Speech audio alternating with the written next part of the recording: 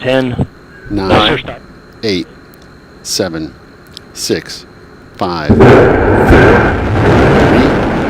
2, and liftoff.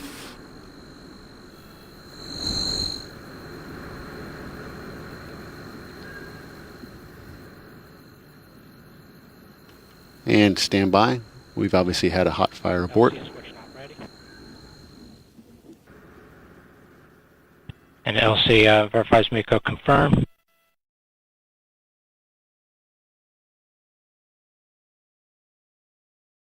This is Delta Launch Control. The last call from the launch conductor indicating